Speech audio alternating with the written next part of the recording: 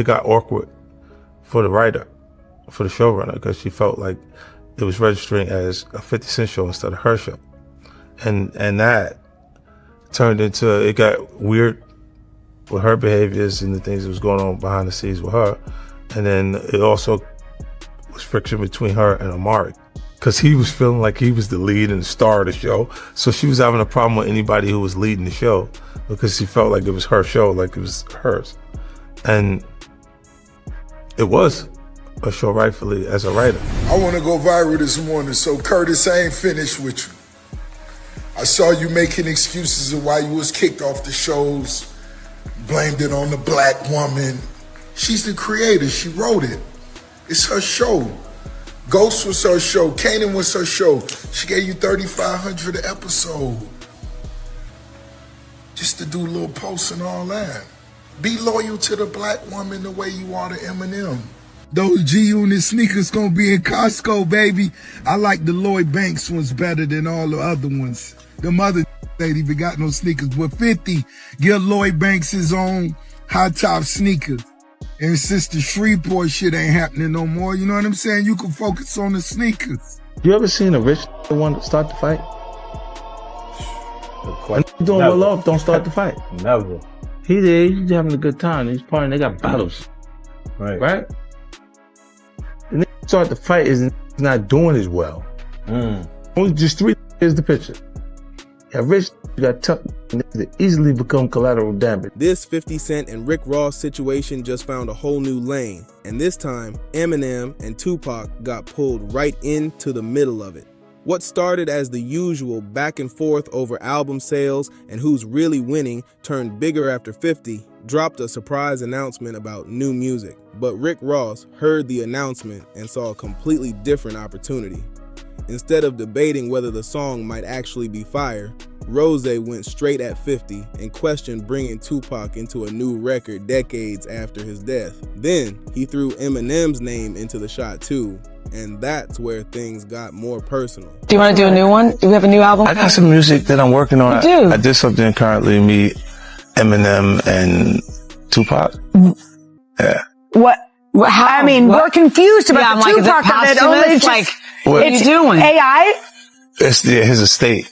We got, no, it's not AI. It's actually. It's some of the stuff that hasn't been released. His music? And they gave you the green Wait, light? what? That just broke some news. Yeah, and they gave you the green light to use it? Yeah, they delivered it. It actually was for the theme for the fight, Street Fighter. Yeah. The movie. Yeah. So, and then we worked on it and got it right, so. So when does that drop? Soon. It'll be coming out shortly. Oh my gosh, that's amazing. That's big. Ross had now touched one of the strongest relationships in 50 Cent's career, and if you know how Fifth moves, that was never gonna slide quietly for very long. But the Eminem shot matters more than it looks. Curtis, I ain't finished with you.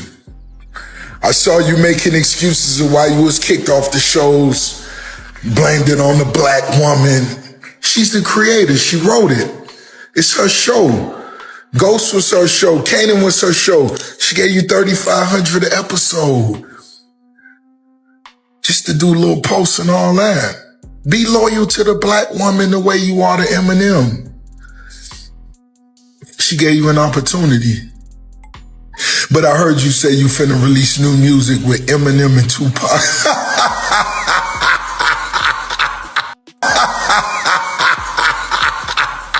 Hey boy, Pac been dead 30 years. Let the man rest in peace. And Eminem, come on now. Come on, Curtis. Put them shoes out, let them flop, and do your Tony Yayo Lloyd Banks remix, baby. Come on, baby, let's go. Ross wasn't just naming another rapper. Eminem is one of the people 50 has stayed publicly loyal to for years, and that relationship goes all the way back to the moment 50's career went from mixtape buzz to a worldwide takeover. That's why Ross tried to flip the whole conversation. He brought up Courtney Kemp and the Power universe, arguing that 50 should show the same loyalty to the black woman who helped create those shows that he shows to Eminem. In Ross's version, this wasn't only about a soundtrack anymore. He was trying to connect 50's business history, his public loyalty, and his relationship with M into one bigger shot. Man, the car show was a success, huge success. I want to thank everybody for coming out.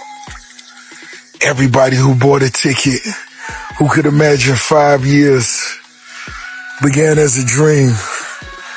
Here we are, everybody came out, everybody that performed, Finesse 2 times, Young Miami, Nino Breeze.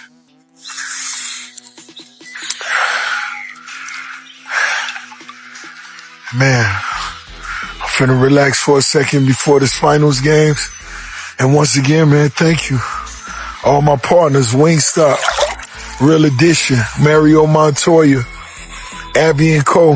on the collab with the keys. Shout out to all the new key winners, all the OG key holders. It's all about bigger and bigger, baby. The boat. The problem is that opened another debate completely, because whatever people think about 50's television situation, Eminem's role in his music career is hard to separate from the story. M backed 50 when plenty of the industry wasn't exactly rushing to stand beside him, and 50 has never acted like he forgot that. Now here's where the beef stops being just rap talk and starts touching 50's television business. As I said on my story yesterday, 22,000 the first week, 20 the second week. Those drastic fall-offs, guys, that you see with a lot of those other artists is when the numbers are inflated. The bots, to me, the new flex is no bots. Keep it genuine, keep it pure. Let the music fight any battles. You understand? Come on now. This the biggest boss. I'm letting niggas know. Do the long game, baby. That's how we hustling. That's how we winning. We here 20 years later. Those G-Unit sneakers gonna be in Costco, baby. I like the Lloyd Banks ones better than all the other ones. Them other ain't even got no sneakers. But 50, give Lloyd Banks his own high top sneaker.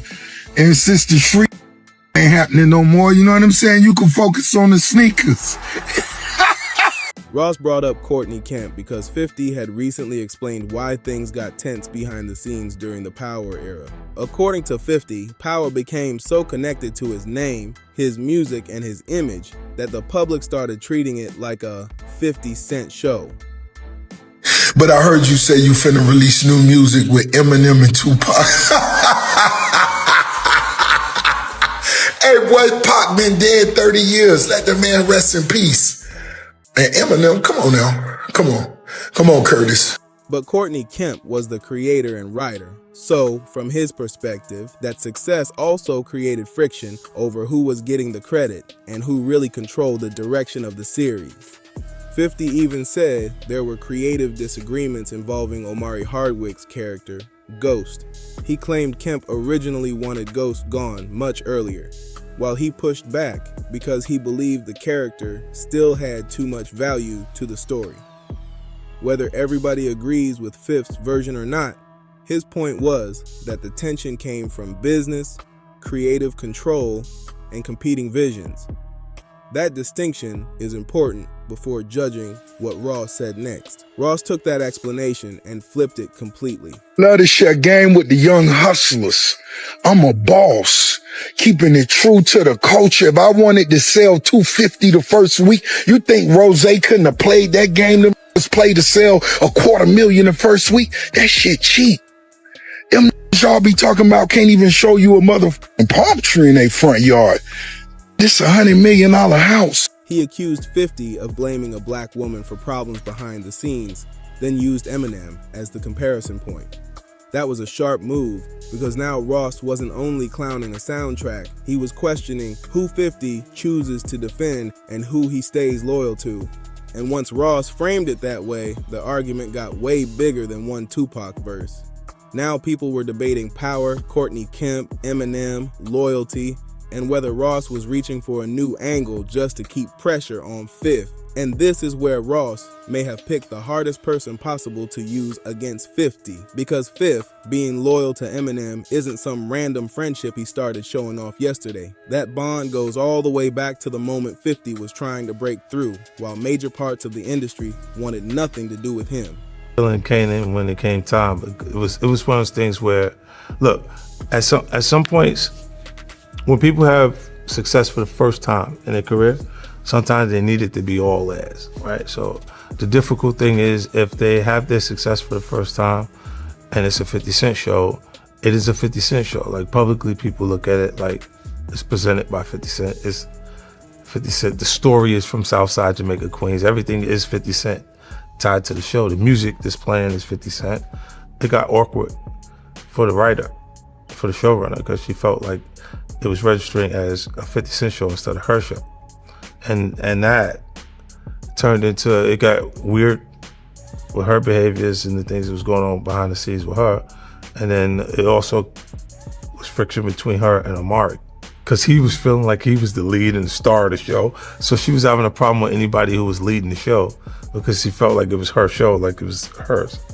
And it was a show rightfully as a writer, but he is the star of the show.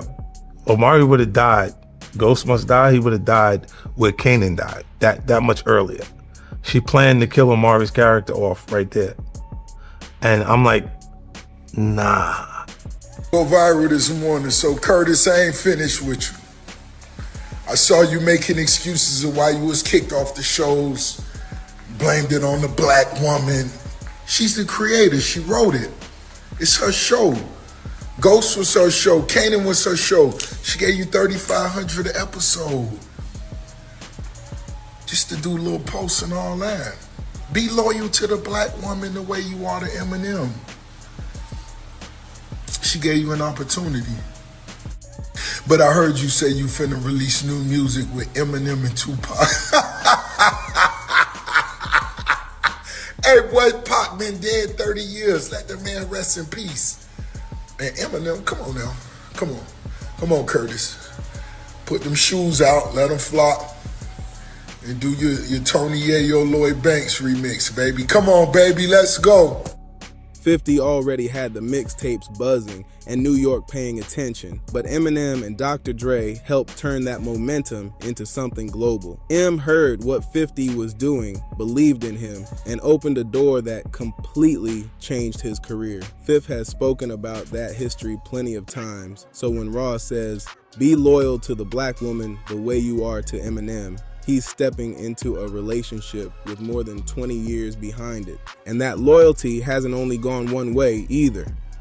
One of the biggest examples came around the Super Bowl halftime show, when reports surfaced that Eminem strongly pushed for 50 to be included in that performance. Fifth eventually appeared, and moments like that are exactly why 50 continues showing M respect publicly. So Ross trying to make Eminem part of the punchline creates another problem. He isn't clowning some random celebrity standing beside 50. He's talking about somebody who was there during one of the most important turns in Fifth's entire career. But the Eminem and Tupac comments didn't come out of nowhere. Before Ross ever touched that subject, 50 had already been applying pressure over the reported first-week performance of Set in Stone, turning the sales conversation into another round of online trolling. Fifth kept poking at the numbers, then started clowning the way Ross was promoting everything around the music. He joked about the car shows, Wingstop, and other businesses, basically saying Ross had more energy for side ventures than for celebrating the album. Then 50 added another jab. In the long game with my album, Set in Stone, out now. We pulled the streaming report for Set in Stone first 2 weeks with 63.5 million streams. That equates to approximately 42.5K albums sold, which does not include the physical products. That's equivalent to Ricky Rose selling 22,000 the first week and 20 the second week, which is no fall off. It's a long game we playing here, guys.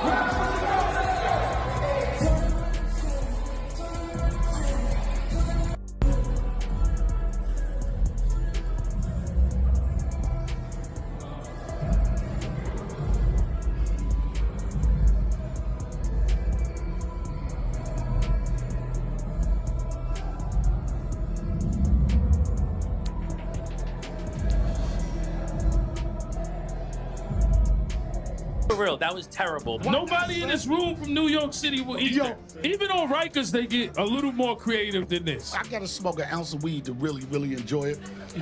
You know what else you can get at 12 a.m. in New York? Rob. This queen.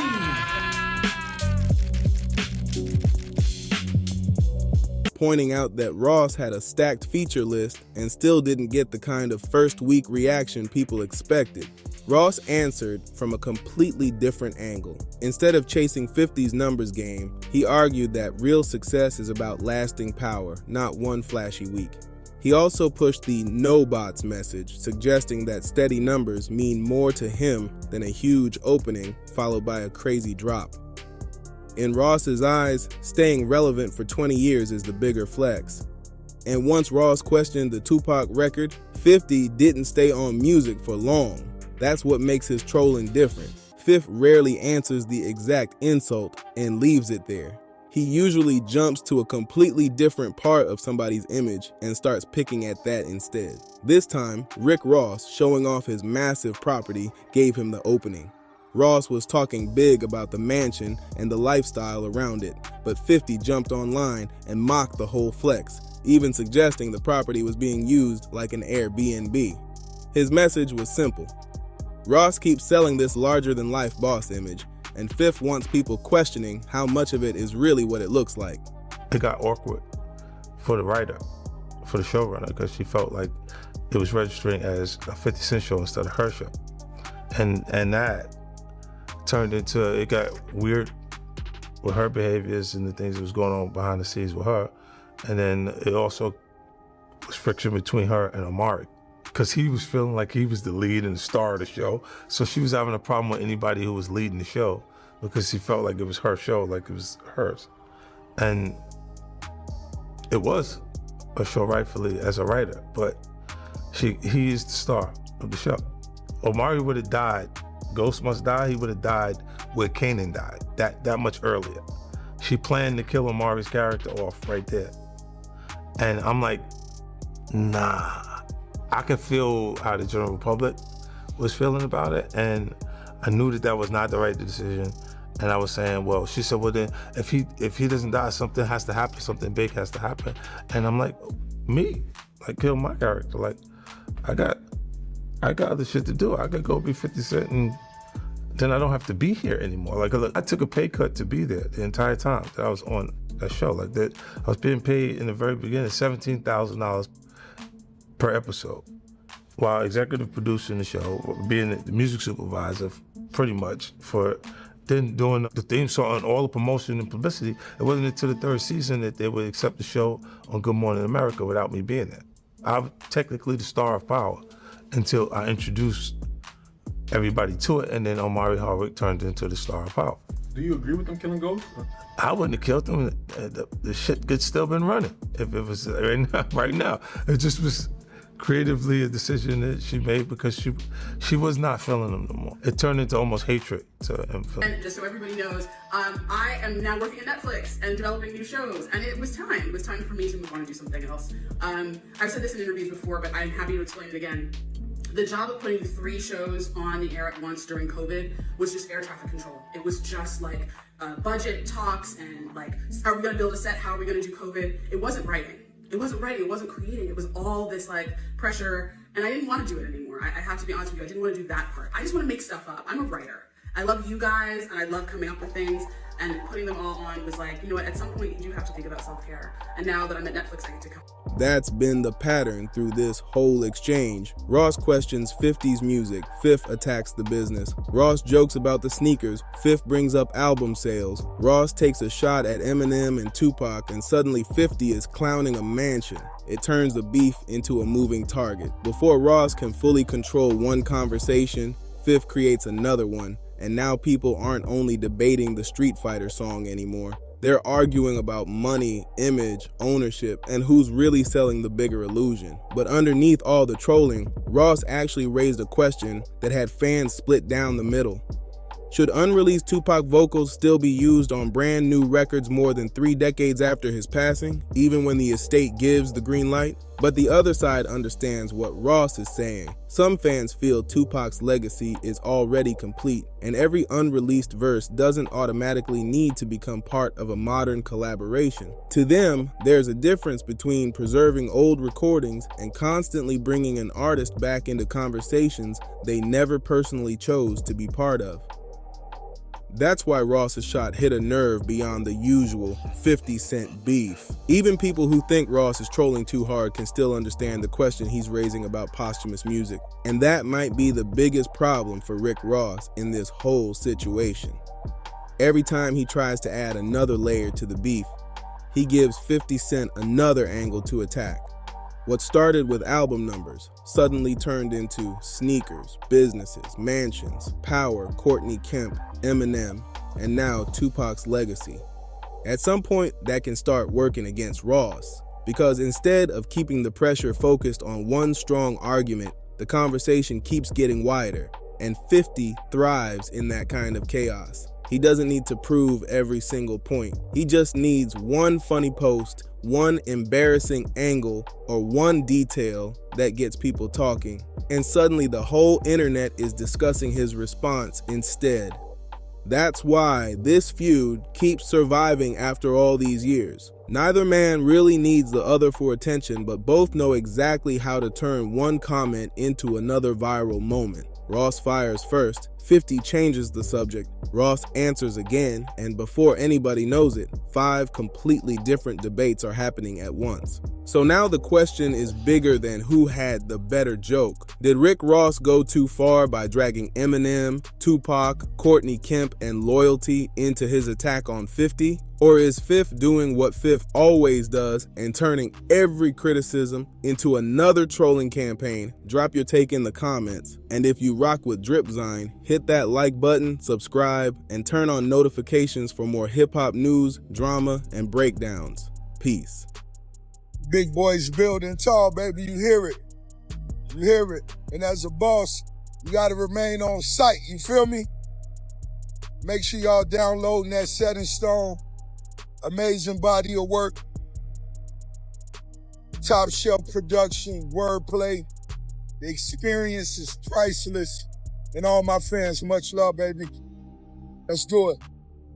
As I said on my story yesterday, 22,000 the first week, 20 the second week.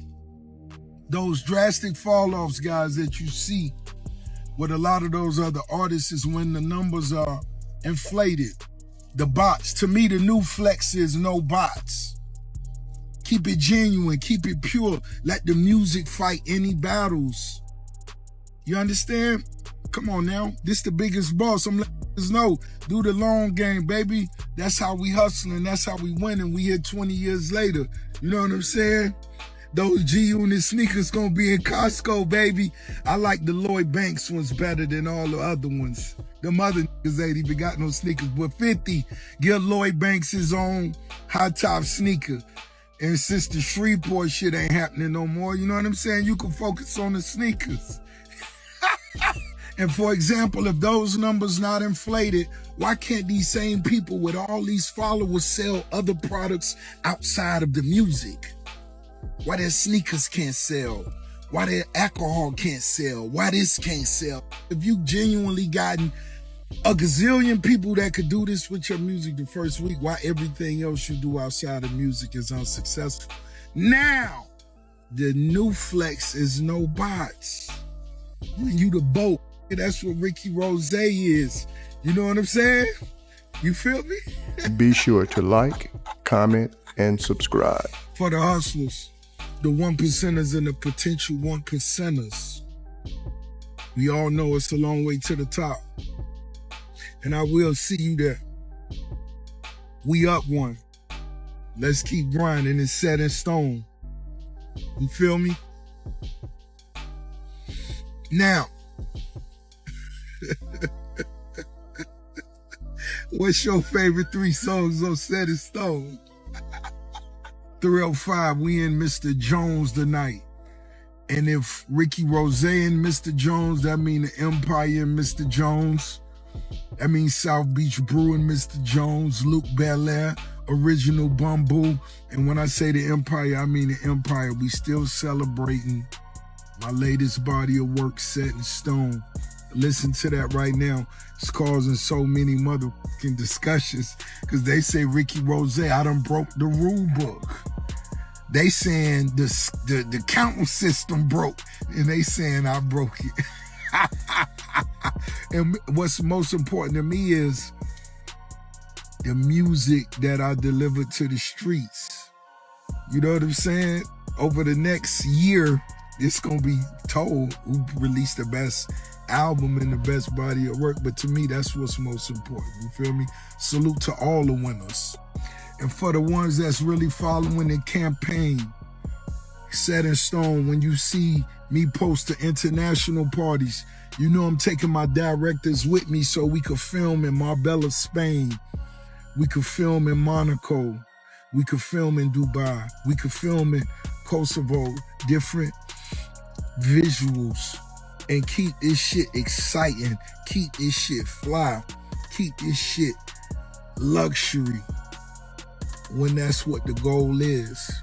Set in Stone is out right now. Make sure you vibe to it. Let me know your favorite drinks. The boat. Everybody that's in my DMs asking me, Rose, are you sure that's the promised land that's used in your mother trailer? Of course it is. You know, I can't discuss all the no details really, other than what's obvious. You know what I mean? What's in the trailer, the foyer, the columns, the marble on the floors. I'm excited to see the film in the theaters. Amazing. As an entrepreneur, as the boat, this year's been amazing. It began being my 20th anniversary of my debut album, Port of Miami. I did a tour for that, live orchestra, the whole vibe. I released a book, Renaissance of a Boss, which was amazing. Of course, my car show broke records. Once again, I released the album, Set in Stone, full of slappers. We finna tour that out. Now we going international, Saint-Tropez, Kosovo, a few different spots, just partying on that. I've done some real estate investments this year that I can't believe. As an entrepreneur, as a boss, this year has been amazing, and I salute all my fans, supporters, and loved ones, baby. It's the boat. Entrepreneurs that's watching, you better be watching and watching close. The music game is not where the real munyan at. That ain't where the real money at. That's where the love and the passion is. You use the music to get those other eyeballs on you so you could sell other higher price margin products. That's what it's about. Don't let who ain't selling nothing confuse you. Ricky Rose, we got 30 different partnerships and we winning and winning big. Nobody ain't on that level. Don't let nobody confuse you with that fake shit. This is about business, entrepreneurship, and who really loves the music and really loves the culture. Listen to the music, listen to the vibes. The money speak for itself. Ain't nobody on that Rose level. Don't ever play yourself. I'm reaching out to the young editors, directors, so on and so forth. So you see me been in the pool doing the swimming lessons one-on-one, breaking down tidbits of the album. I want somebody to just take them and put them, together as a collage. I believe I'm gonna post another one this afternoon sometime, so maybe that'll be part 1 through 9. But put them together as a collage, hit me in the DM, let me see what the vibe is. I wanna repost it and possibly that could begin a relationship of us doing some cool business. We keep it simple, clean, like a boss. Let's make sure we keep the album as the discussion. As a boss, that's my responsibility. You feel me? Let's continue to discuss the album. Set in stone, what you love, what you may not. Please do. You know what I'm saying? Leave it in the comments. Make sure it's looking like a fucking scene from 300. You know what I'm saying? The niggas who love what they love. Rep it, you know what I mean? The Empire, what's up? But everybody, man, it ain't nothing but love, you heard me? Set in stone, out now. The boat. I enjoy the business conversation going on in my DMs. But what I do want to let you young executives know, when it comes to Ricky Rose, you have to compare my projects versus the time they were released.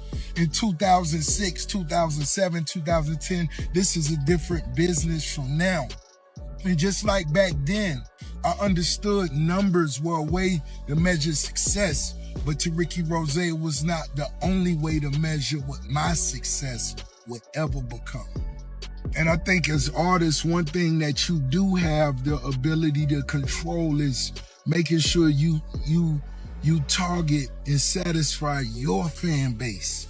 Everybody's fan base can't be the same, but you have to acknowledge and go out and deliver for what your fan base with. And that's what Ricky Rose does. Set in Stone is a great example of that. Is this my fan base that loves my music, support my brands like Slippery Soap, Luke Belaire, Wingstop? Yes, it is. We up. If you FaceTime your mama right now, what she'll say? What she'll say? You'll FaceTime and say, I'm with the boss. Mom, yeah. I'm with the boss. Red Ross. I'm with the boss. Red Ross. What's happening? He making boss moves. We talking boss business. Am I talking boss business with y'all? Yeah. Am I talking boss business? Yeah.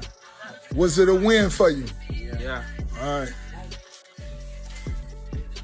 Well, questions and concerns are growing after music and business mogul Curtis 50 Cent Jackson took to Instagram on Monday night saying that he's pulling back from work in Shreveport. KSLA's Peyton Manuel has an update on what it could mean for the city. Curtis 50 Cent Jackson took to Instagram Monday night, writing, quote, "There are people in Shreveport that just don't want things to get better. I only make deals that make sense. I'm going to have to pull back on the Red River. Peace." The post quickly sparked questions about whether Jackson is reconsidering some of his plans in the city. I didn't really have much of a reaction. That's his expression, I guess, of some element of frustration. I sat down with Shreveport Mayor Tom Arsenault, who says residents shouldn't assume Jackson is leaving the city. Is 50 done with Shreveport? Oh, I don't think so. He has at least 3 public projects that he's working on that he's received state funds for. Or is to be reimbursed state funds for, and I don't see him abandoning those. The mayor also $1 million property investments in Shreveport, making it unlikely he would walk away entirely. Suggests he may be reevaluating his plans for the Red River District. So, for all the Rose real supporters, day one fans, my debut came out 20 years ago. We still celebrating that. My new body of work, Set in Stone. I put that together just, in one of those Rose fashions. It was all about that high frequency, being a winner, balling hard, you know what I'm talking about? But we touched on just so much different shit. Production-wise, producer-wise, collaboration-wise, in the streets responding to that. Shout out to Wiz Khalifa. I see you getting that workout in, baby, going hard to that purple and all. And everybody that's posting the album, everybody that's posting their records, post your clips, jam into the shit you love and with the most. We going up, more videos coming. Check out the ones we done released, Set in Stone, out now, biggest. I got a question. Would you rather have Paddy's in your size, enjoy your entire bottle of Luke Belaire, conversating business with the boss, or listening to the vinyl with Ricky Rose and taking your autographed CD home? What would you rather have? It's too easy. It's too easy under the dot. Go ahead and flap. Go on, flap. Put the show on and flap. Okay, they want to be silent. They're live. Of course they are. Welcome to Miami Beach. Welcome to the throne.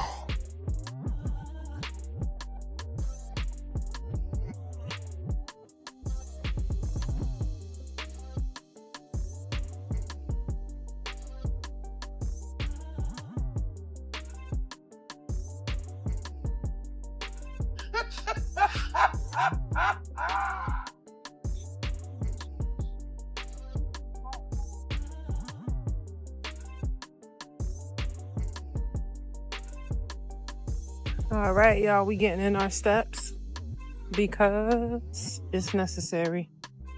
Health is wealth. You know, I run a tight ship over here. Tell them, baby. Tight ship.